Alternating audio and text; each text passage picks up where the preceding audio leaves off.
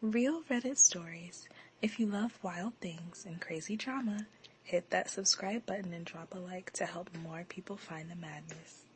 My mom tried to force my sister back on substances after nearly unaliving her, so I sent her packing for good. 2 years later, she's threatening to sue for family alienation. No more kneeling on rice, no more emotional manipulation, no more turning family members against each other. This time, she was going to learn what it felt like to lose everything that mattered. I spent the next few days at the hospital, only leaving Leah's side to grab coffee from the vending machine or use the bathroom. The nurses started recognizing me, bringing extra blankets without me asking, and sometimes sneaking me food from the staff room. One of them, Beverly, even brought me a toothbrush and some deodorant on day 3, which was honestly a lifesaver. Leah was in and out of consciousness those first couple of days. The doctors explained she'd taken a dangerous amount of Adderall mixed with some other stimulants. Her body was basically shutting down to recover. Each time she woke up, she seemed surprised to see me still there, like she expected I'd have given up on her and left. "You don't have to stay," she mumbled on the 3rd morning, picking at the hospital bracelet on her wrist. "I know you have classes and stuff." I shrugged and showed her my laptop. Already emailed my professors, got extensions on everything. I didn't tell her I'd made up a family emergency, which wasn't really a lie anyway. I'm not going anywhere. The look on her face nearly broke me. It was like she couldn't comprehend someone putting her first without expecting perfection in return. When Leah was finally discharged 5 days later, the doctor pulled me aside. He told me she needed supervision and support, that this wasn't just physical but psychological. I nodded like I hadn't spent my entire life watching my sister crumble under impossible expectations.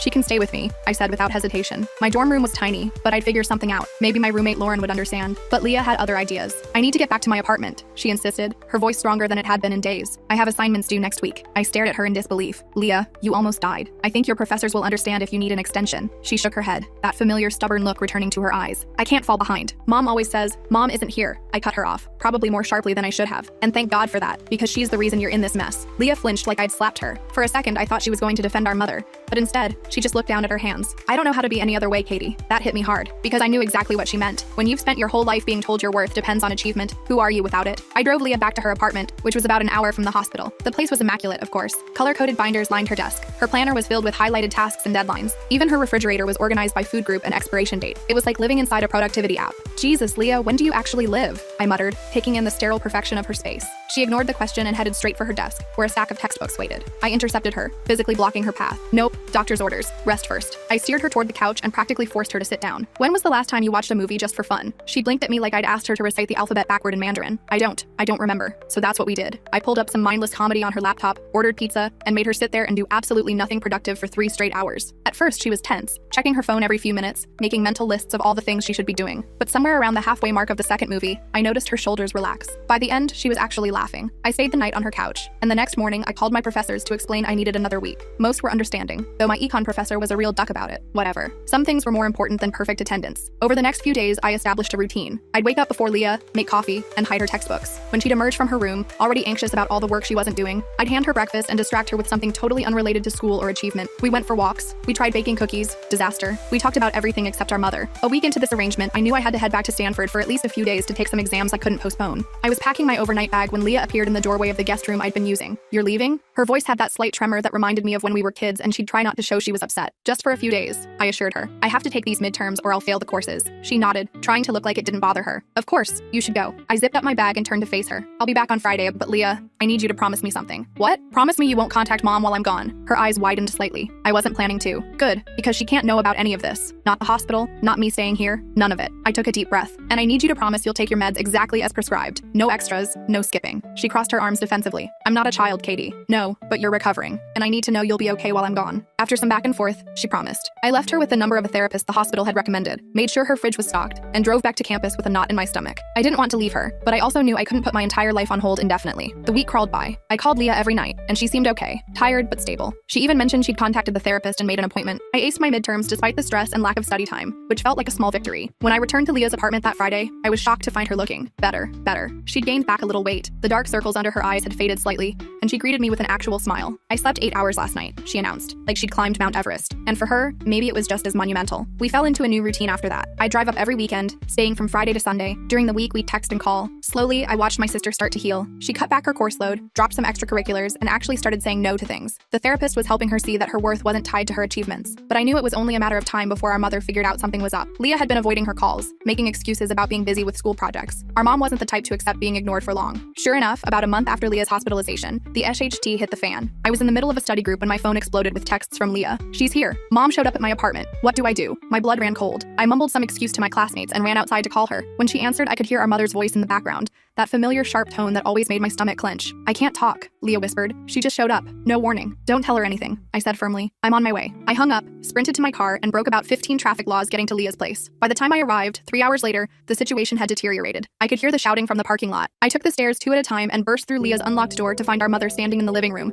waving a bottle of prescription medication. What are these? She demanded, her perfectly manicured nails clutching Leah's antidepressants. Are you so weak you need pills to function now? Leah was backed against the wall, looking smaller than I'd seen her in weeks. All the progress we'd made seemed to have evaporated in our mother's presence. Then our mother spotted me. Her eyes narrowed to slits. I should have known you'd be involved in this, corrupting your sister with your mediocrity. I'd spent years taking her verbal abuse, but something in me snapped. Maybe it was seeing Leah shrinking back into herself. Maybe it was remembering her hospital bed. Whatever it was, I'd had enough. Put those down, I said, my voice steadier than I felt. Those are Leah's prescribed medications, and you have no right to touch them, our mother scoffed. Prescribed by who? Some quack who encourages weakness? Leah doesn't need these. She needs to toughen up and get back to work. She turned to Leah. I brought you something better. She reached into her designer purse and pulled out a small baggie filled with pills. My stomach dropped. Adderall, the very thing that had put Leah in the hospital. Premium stuff, our mother said, like she was offering a special treat. Much better than that generic garbage you were taking. This will help you focus, get back on track. Leah stared at the pills, and I could see the conflict in her eyes. Part of her, the part our mother had cultivated for years, was tempted. The other part remembered waking up in a hospital bed with tubes down her throat. I stepped between them. Get out, I told our mother. Now. She laughed, that cold, dismissive sound I'd heard my whole life. This isn't your apartment, Catherine. You don't get to tell me what to do. It's my apartment, Leah said quietly from behind me. Her voice was shaking, but she stepped forward. And I want you to leave. Our mother's face contorted with rage. After everything I've done for you, this is how you repay me? By listening to your failure of a sister? Katie isn't a failure, Leah said, her voice growing stronger. She's at Stanford. She has friends. She's happy. She took a deep breath. And I want to be happy too. Happiness? Our mother spat the word like it was poison. Happiness is for the mediocre, for people who settle. I raised you to be exceptional. You raised me to be miserable, Leah countered, and I'm done with it. Please leave. For a moment, I thought our mother might actually hit her. Her hand twitched at her side and I tensed, ready to intervene. But instead, she just smiled. That terrifying cold smile that never reached her eyes. Fine, throw away everything I've given you, but don't come crawling back when you realize what a mistake you're making. She dropped the baggie of pills on the coffee table. You'll need these eventually, when you're ready to be my daughter again. She swept out of the apartment, slamming the door behind her. The silence that followed was deafening. Leah stared at the pills on the table, then at me. Without a word, she picked up the baggie, walked to the bathroom, and flushed the entire contents down the toilet. I followed her, watching as the last of them disappeared in the swirling water. She's going to make us pay for this, Leah said quietly. I nodded. Probably, but we'll handle it together. That night, we stayed up late talking, really talking. For the first time in years, Leah told me things I never knew. How our mother had been even harder on her when I wasn't around. How she'd threatened to pull Leah out of school if her grades slipped even slightly. How she'd isolated Leah from friends who might be distractions. I believed her, Leah admitted, curled up on the couch with a mug of tea. I really thought if I wasn't perfect, I was nothing. You're everything, I told her. Perfect or not. We both knew our mother wouldn't give up easily, and we were right. The next morning, Leah's phone started blowing up with messages from relatives. Apparently, our mother had been busy overnight, telling everyone that Leah was having a mental breakdown, and that I was somehow responsible. She's saying I manipulated you into cutting her off, I said, scrolling through the family group chat that someone had added me back to. That I'm jealous of your success and want to drag you down to my level. Leah read the messages over my shoulder, her face growing paler with each one. No one's going to believe us over her, are they? I shrugged. Probably not. Mom's had years to perfect her image with the family. We're just the ungrateful daughters who don't appreciate her sacrifices. The messages kept coming throughout the day. Aunts, uncles, cousins, all expressing their concern for Leah and their disappointment in me. Some were subtle, asking Leah if she needed help getting away from me. Others were more direct, telling me I should be ashamed of turning my sister against her own mother. We decided to ignore them all. What was the point in trying to defend ourselves to people who had already made up their minds? But then things escalated. Leah started receiving anonymous texts from numbers she didn't recognize. At first, they were just vague warnings about making a huge mistake. Then they got more specific, more threatening. You'll regret cutting her off. Everyone knows the truth about you. Your sister is poisoning your mind. Wake up before it's too late. Your mother only wants what's best for you,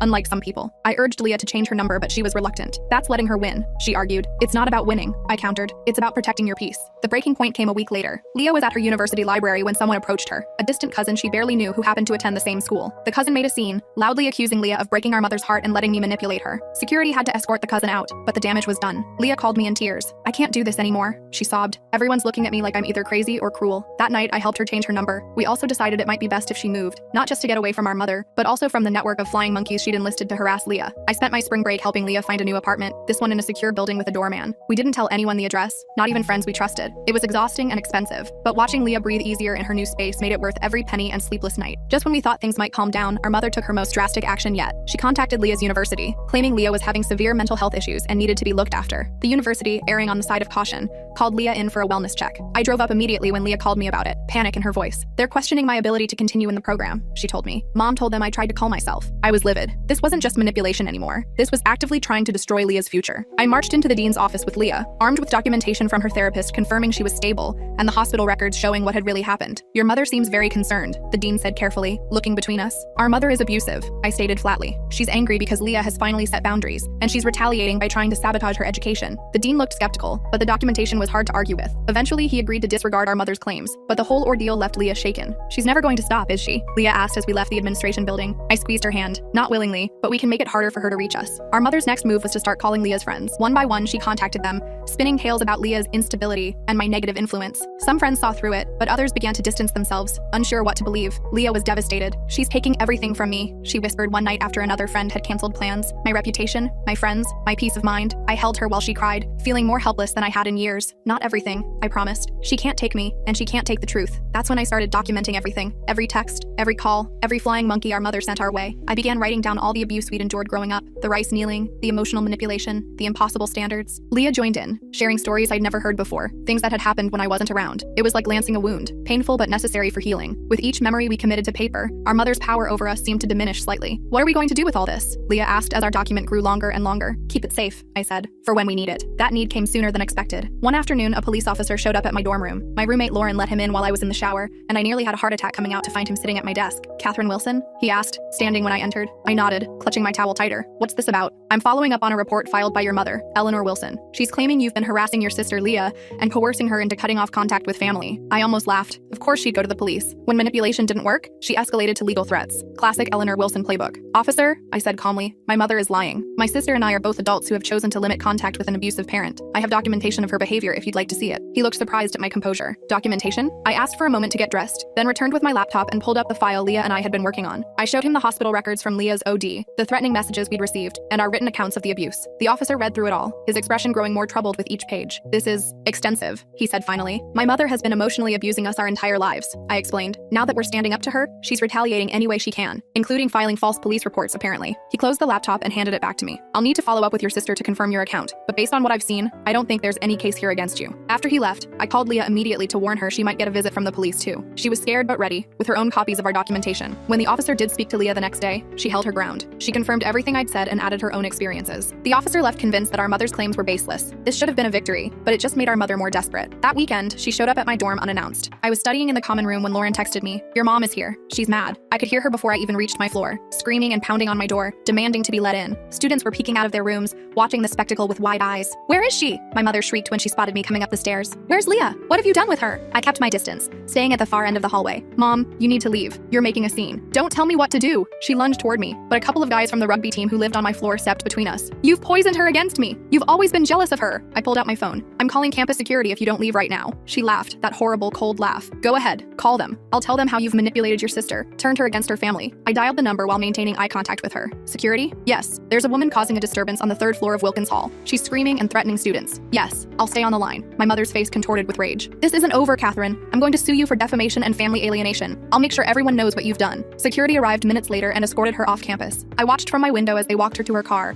her designer heels clicking angrily on the pavement, her back ridded with fury. That night, I got a message from my cousin Arthur, warning me that my mother was indeed talking to lawyers about suing me. I wasn't surprised, but I was exhausted. How much longer could this go on? I met with a legal advisor at the university the next day, who assured me that any case my mother might bring would be virtually unwinnable. "Defamation requires proving that you've said things that are untrue and damaging to her reputation," he explained. "From what you've shown me, everything you've documented is factual." Still, the threat of legal action hung over us. Leah was especially worried, afraid that being dragged into a lawsuit would affect her standing at school. "We need to end this," I told her during one of our weekend visits, once and for all. "How?" she asked, looking as tired as I felt. "She's never going to stop." I thought about it for a long time. Then I made a decision that would change everything. I took our documentation, all of it, and compiled it into a single comprehensive account of our mother's abuse. I included photos of my knees after rice kneeling sessions, screenshots of her threatening messages, and statements from both Leah and me about the emotional toll of her parenting. Then I sent it to our entire extended family. "What have you done?" Leah gasped when I told her. "They'll never believe us." "Maybe not all of them," I acknowledged, "but some might. And even if they don't, they can't unsee what we've shown them." The response was immediate and divided. Some family members dismissed it outright, calling us ungrateful and dramatic. Others were shocked, claiming they had no idea what was happening behind closed doors. A few even came forward with their own stories about our mother's controlling behavior. The family fractured along these lines: those who believed us, those who didn't want to get involved. Holiday gatherings would never be the same, but I couldn't bring myself to care. For the first time, the truth was out there, impossible to ignore. Our mother, predictably, was furious. She called, texted, emailed, raging about how we'd betrayed her, how we'd pay for this humiliation. We blocked her on every platform. Then, silence. For 3 whole days, we heard nothing from her or her supporters. Leah and I were cautiously optimistic that maybe, just maybe, she'd finally given up. We should have known better. On the 4th day of silence, I got a text from my Aunt Janice. She'd always been one of Mom's biggest supporters, so seeing her name pop up on my phone made my stomach drop. "Have you seen what your mother posted on Facebook?" I hadn't. Both Leah and I had blocked Mom on all social media platforms weeks ago. I asked my aunt to screenshot it, and when the images came through, I had to sit down. Mom had written this long, dramatic post about how her daughters had abandoned her after she'd sacrificed everything for us. She included old photos of us as kids, looking happy at birthday parties and family vacations, the kind of carefully curated moments that made us look like the perfect family. The comments were flooded with sympathy and outrage on her behalf. I called Leah immediately. "Mom's gone public with her victim narrative," I told her, forwarding the screenshots. "She's painting herself as the heartbroken mother whose ungrateful daughters turned on her." Leah was quiet for a moment. "Let her," she finally said, surprising me. "We know the truth. The people who matter know the truth." Her calm reaction shocked me. Just a month ago, this would have sent her spiraling, but therapy was working. She was getting stronger. The next day, I got a call from a number I didn't recognize. Against my better judgment, I answered it. "Is this Catherine Wilson?" a woman's voice asked. "Who's asking?" I replied, immediately on guard. "My name is Cynthia Martinez. I'm a reporter with the Daily Chronicle. I'm doing a story on parental alienation, and your mother Eleanor Wilson contacted me about her experience." My blood ran cold. Mom was taking this to the press now? I hung up without responding and immediately called Leah. "A reporter just contacted me," I told her. "Mom's trying to get our story in the newspaper." "Jesus," Leah muttered. "She really won't stop, will she?" We spent the next hour coming up with a plan. We couldn't stop Mom from talking to reporters, but we could refuse to engage. No comments, no interviews, nothing that would add fuel to the fire. But Mom was always one step ahead. The next day, an article appeared in the Daily Chronicle's online edition. "Mother's Heartbreak. Local woman shares story of daughter's estrangement." The article was mostly Mom's perspective, with a few quotes from family friends, probably her flying monkeys, backing up her claims. The reporter noted that Catherine and Leah Wilson declined to comment for this story. The article itself wasn't that bad, but the comment section was brutal. People calling us ungrateful, saying we should be ashamed, speculating about what kind of awful daughters would abandon their mother. It made me sick to my stomach. Leah called me in tears. "Everyone at school has seen it," she said. "Someone printed it out and left copies in the student lounge." I was furious. This had gone too far. "I'm coming over," I told her. "We're ending this today." I skipped my afternoon classes and drove straight to Leah's new apartment. When I got there, she was sitting on her couch, surrounded by crumpled tissues. "I can't do this anymore, Katie," she said, her voice hoarse from crying. "I can't keep fighting her." I sat down next to her and took her hands in mine. "Then let's stop fighting." She looked at me confused. "What do you mean?" "I mean, let's stop reacting. Stop defending ourselves. Stop caring what she does or says." I squeezed her hands. "Let's just live our lives and let her scream into the void." Leah wiped her eyes. "You make it sound so easy." "It won't be," I admitted, "but I think it's the only way we'll ever be free of her." We spent the rest of the day making a plan. First, we changed our email addresses and phone numbers again. We set up new social media accounts under slight variations of our names, just for close friends. We told our universities to flag any communications from our mother or anyone claiming to be a family member. Most importantly, we decided to completely disengage from the drama. No more checking what Mom was saying about us. No more defending ourselves to family members. No more caring what strangers on the internet thought. It was like cutting off a limb, but it was also strangely liberating. The next few weeks were tough. Mom escalated her campaign, giving interviews to anyone who would listen. She even started a blog called "When Children Abandon Their Parents," which was thinly veiled stories about us. Some family members continued to reach out, either to berate us or beg us to reconcile with her. We ignored it all. I focused on my classes at Stanford, and Leah threw herself into her therapy and her reduced course load. We talked every day, supporting each other through the hard moments. About a month into our new approach, I got an unexpected visitor at my dorm. It was my cousin Elijah, who I hadn't spoken to since the family split. I was wary when I saw him standing outside my door, but he quickly raised his hands in surrender. "I come in peace," he said. "Can we talk?" I let him in, keeping my guard up. Elijah sat awkwardly on my desk chair while I perched on my bed. "I owe you an apology," he said, surprising me. "I believed your mom's version of events without question. But then I started noticing things that didn't add up." He explained that he'd been at a family dinner where Mom had gotten hammered and started ranting about us. Her mask had slipped, and the venom in her voice when she talked about me had shocked everyone at the table. She'd said things like, "I should have drowned her at birth," and "she was always defective." "No one who loves their child talks about them that way," Elijah said. "That's when I knew you were telling the truth." I didn't know what to say. Part of me wanted to feel vindicated, but mostly I just felt sad. Sad that it had taken such an extreme display for people to believe us. Elijah wasn't the only one. Over the next few months, more family members started reaching out, apologizing for not seeing the truth sooner. Some had witnessed Mom's behavior firsthand. Others had gone back and read our documentation with fresh eyes. A few admitted they'd always had suspicions, but had been too afraid of Mom to speak up. Meanwhile, Leah was flourishing. Without the pressure to be perfect, she discovered she actually enjoyed learning for its own sake. She cut back to a reasonable course load, started a small study group, and even began dating a guy from her psychology class. She still had bad days, still struggled with the voice in her head that sounded like Mom, but those days became less frequent. I was doing pretty well too. My grades at Stanford were solid, not perfect, but good enough. I made some real friends who liked me for who I was, not what I achieved. I even joined the photography club, something I'd always wanted to try but never had time for when I was constantly trying to be Leah's role model. 6 months after our complete disengagement from Mom, I got a strange email from an address I didn't recognize. The subject line was, "Your mother." I almost deleted it without reading, but something made me open it. It was from my mother's sister, my Aunt Cynthia, who I hadn't heard from in years. She'd never been close to Mom, having moved across the country right after college. "I thought you should know that your mother has been hospitalized," the email read. "She had what they're calling a psychiatric episode at work. She was screaming about ungrateful children and had to be sedated. They're keeping her for observation. I'm her emergency contact since she has no one else." I forwarded the email to Leah with a simple question: "What do you want to do?"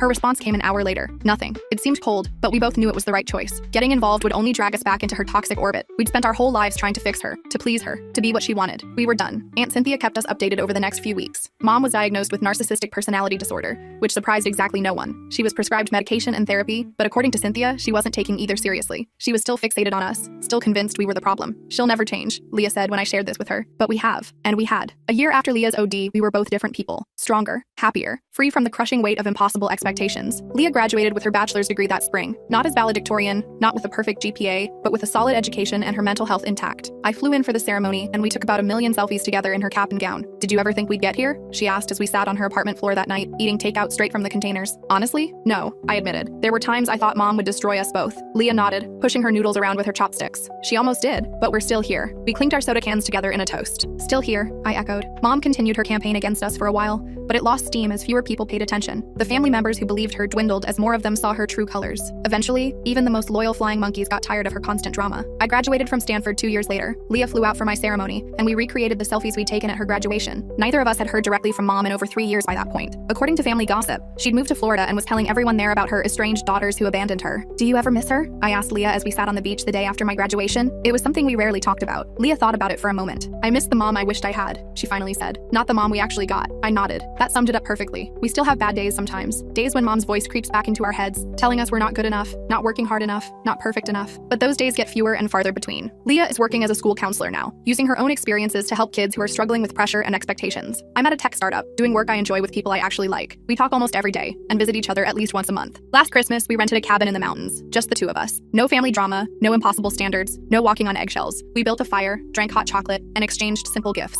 It was the best holiday either of us could remember. "If you're not first, you're last," Mom always said. Well, we're neither first nor last. We're just us, and finally that's enough.